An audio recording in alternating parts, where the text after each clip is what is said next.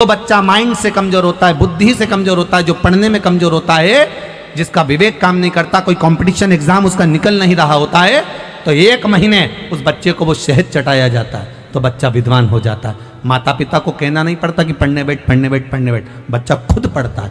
माता पिता नहीं कहते फिर कि पढ़ने बैठो, वो खुद पढ़ेगा। सीता जी को ध्यान आया, हाँ मैंने एक गलती करी थी, जो फूल आए थे उसमें से मैंने पुष्प को सूंघ लिया था। भगवान राम को बिना दिए, राम जी के बिना सुगंधित लिए मैंने सूंघ लिया। अब क्या करूं? अब बोलो क्या करा? देव ऋषि नारद ने कहा, माता जानकी एक काम करिए, अब तुलसी के पत्र को कहिए कि कमल के पुष्प की जो सुगंध ली है उसको छोड़कर अगर मैंने पति की सेवा में कोई कमी रखी हो और उनसे कोई चीज बिना दिए मैंने समर्पित कर ली हो, बिना दिए मैंने अगर ग्रहण कर ली हो, तो मेरा ये तुलसी का पत्र अगर ऐसा हो तो अवश्य लगे। अगर कुछ रह गया हो, कमल के पुष्प की सुगंध के सिवाय अगर मैंने कुछ रह गया हो। सीता जी ने विनती करी, तुलसी का पत्ता उड़ा, उड़कर वापस पुनः उसी डाली में वापस लग गया, वापिस लग गया। देव ऋषि नारद से माता जानकी जी ने कहा, अब तो आप भोजन करेंगे ना मेरे हाथ का? सीता जी बोली, आप भोजन करोगे ना देव ऋषि नारद? नारद जी बोले, हाँ अब मैं भोजन करूंगा, चलो मां चलते। तब देव ऋषि नारद ने जानकी जी के हाथ का भोजन ग्रहण करा। ध्यान देना, आंवला नवमी के दिन आंवले के वृक्ष की पत्ती मत तोड़ना। जिस दिन माता तुलसा का स्मरण कर रहे हो, द्वादशी तिथि हो, चतुर्दशी तिथि हो, संक्रांति हो, आदिकादिक जो तिथियों का वर्णन करा गया है विष्णु पुराण आदिक में, उन तिथियों को तुलसी का दल मत तोड़ो।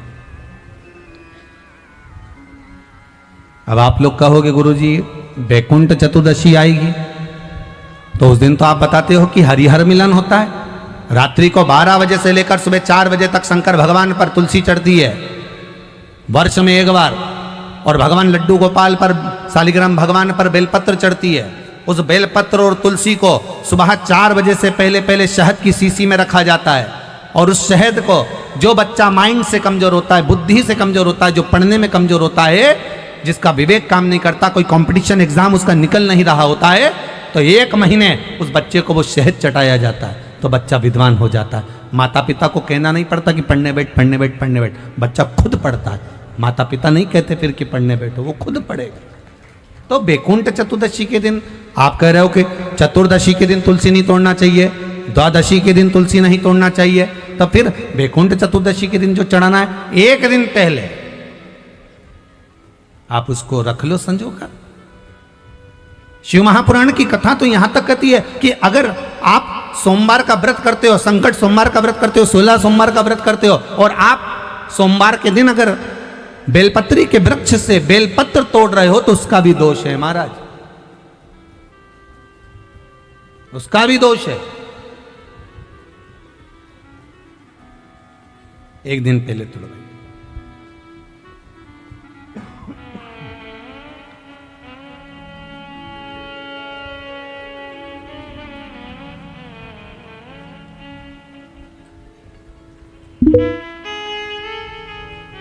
कई लोगों की तो आदत रहती है, आज सोमवार है आज ही पत्ती तोड़वाएंगे, उसका दोष लगता है।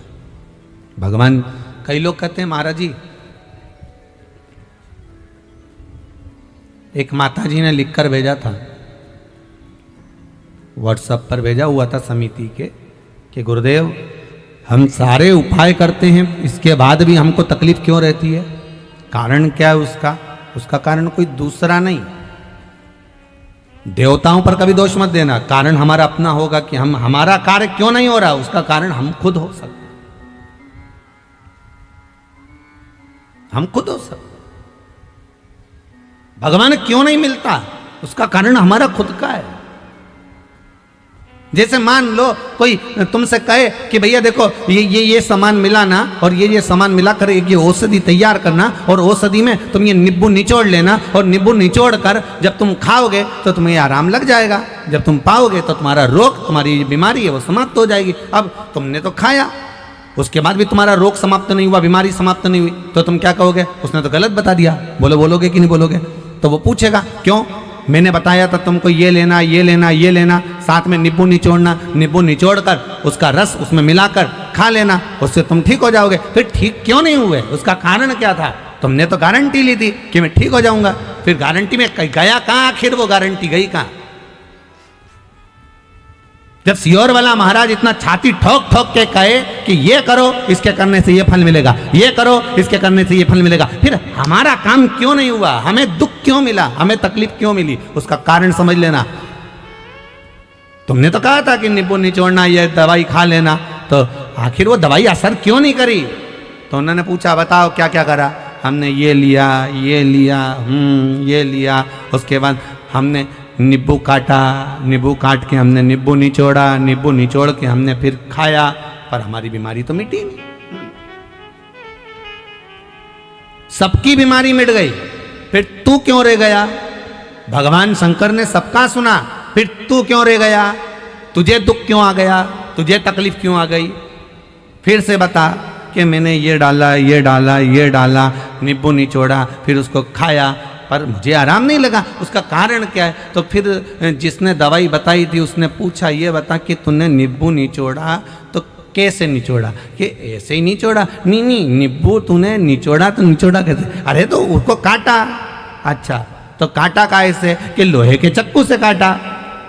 बस दवाई वाले ने कह दिया वो चक्कू जो था ना वो लोहे का था, और लोहे के चक्कू का जो उसमें पदार्थ लग चुका था, और लोहे के चक्कू का उसमें जो जंग था वो आ गया था, और वो निचोड़ने पर पूरी दवाई का नाश कर दिया, इसलिए तेरा काम नहीं हुआ। नींबू निचोड़ना था तो जैसे लोग वो कांदा नहीं रहे, कांदा कैसे फोड़ दे, ऐसे नींबू को फोड़ के और उसका रस निकाल कर, वो प्याज होता ना, प्याज को काट की जगह ऐसे फोड़ दिया, अब उसका रस निकाल कर तो जो नींबू का रस निकाल कर घोट के पी। अब की बार उसने वही करा, ना चक्कू से काटा ना तलवार से काटा, उसने नींबू को डोचा, उसका रस निचोड़ा, खाया, वो ठीक हो गया, हो गया,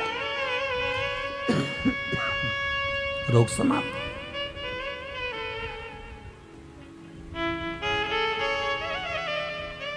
अब गलती इसमें बताने वाले की थी क्या? जम के तो बोलो, बोलो तो थी।